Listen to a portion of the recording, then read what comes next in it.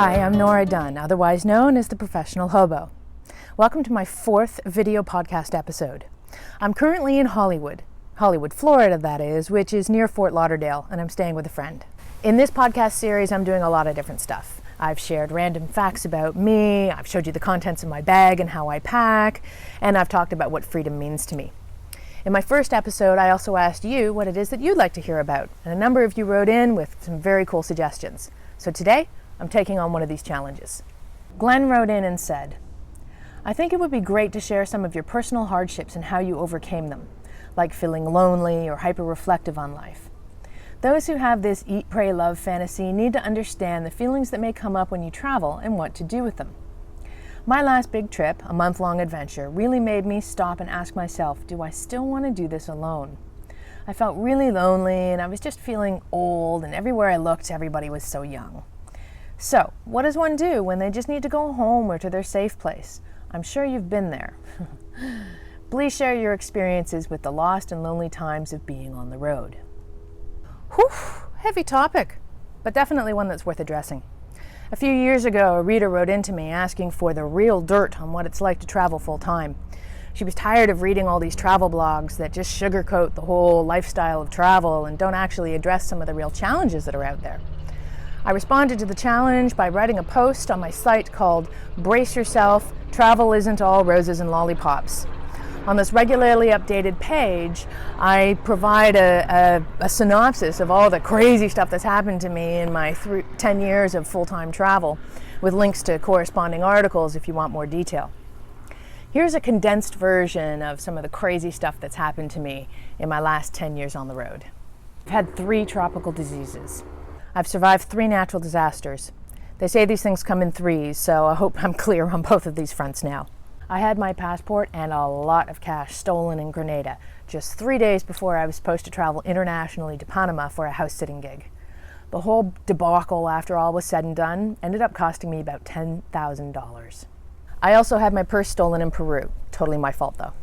I've seen the insides of more hospitals than I'd care to have seen, including while receiving treatment from a near-fatal accident that I survived in the Caribbean. I was on the back of a scooter that was hit head-on by an SUV. It wasn't pretty. I got 37 spider bites in one night. I was attacked by centipedes twice, and I've had more than my share of septic mosquito and sand flea bites. I've been through 5 breakups of one sort or another, each of which had its own unique and dramatic spin. And I've experienced and written fairly extensively about things like travel fatigue, the difficult balancing act between maintaining a location-independent business and traveling, and of course, feeling alone and lonely on the road. That's a pretty formidable list for 10 years on the road. But you know what? Every time I look back at any of these challenges, all I see is how far I've come since then and the amazing things that I've learned as a result. I would even dare to say that I'm actually grateful for all the hardship that I've experienced on the road. Heck, if nothing else, I like to say that life's misadventures usually make for the best stories. Slight tangent. In interviews, I'm often asked if I could do everything over again, what would I do differently? Something about this question always triggers the same response in me. I wouldn't do a damn thing differently. I mean, even really the awful stuff, it's part of my story. And if I chose not to experience any one of those things, I wouldn't be sitting here today chatting to you as the person that I am. And I'm pretty happy with the person that I am. My most recent challenge of having my life pulled out from under me in Peru was particularly interesting. I mean, although at times I was so racked with heartbreak, I didn't even want to go on living.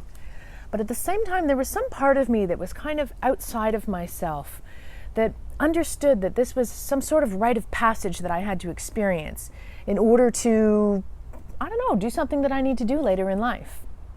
This is the first time I'd addressed a challenge as bad as this with such an outside awareness. And although it didn't necessarily make anything easier to deal with, it did give me a sense of purpose to endure it. Regardless of whether or not we can get all zen on ourselves and see the purpose in the pain, the reality is if you travel the world long enough, you're likely to experience some form of hardship on the road.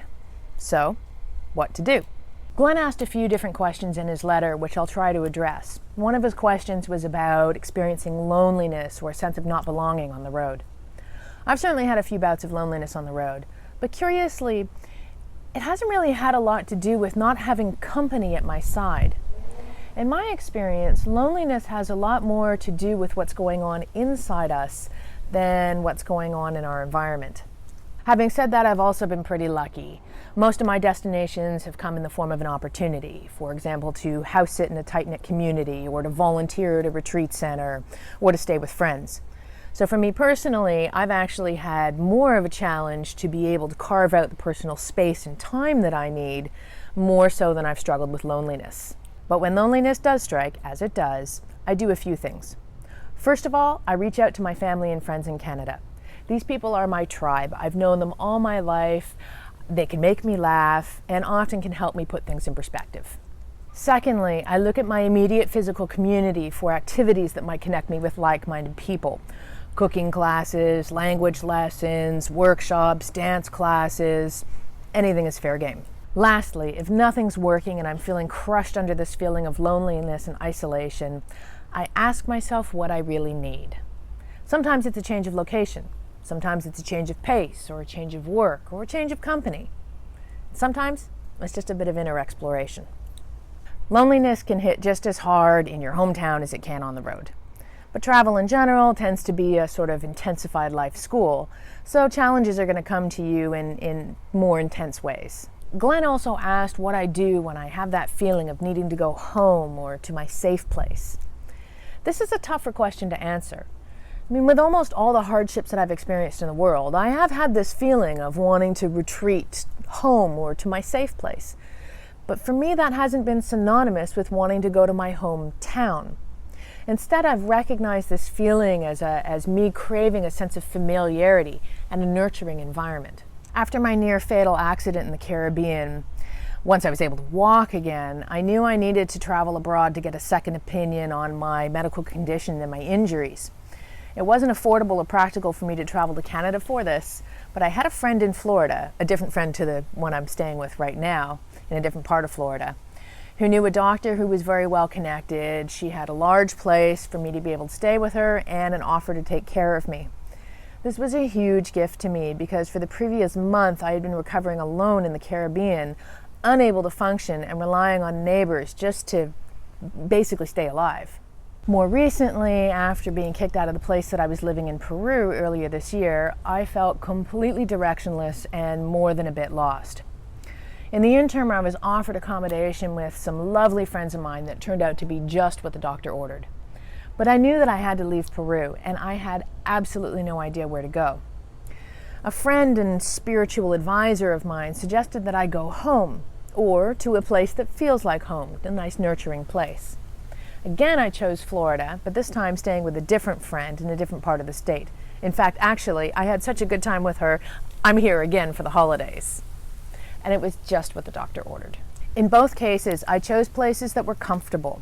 I had my own room and my own autonomy as needed, but I was also staying with generous, longtime friends with whom I could confide and also share all sorts of love and laughter, which is very healing on many levels. So when I hit that wall or experience a challenge that requires I just bring everything back to the basics, these are the things I think about when I feel like I need to go home. Travel is an interesting way to experience life in Technicolor.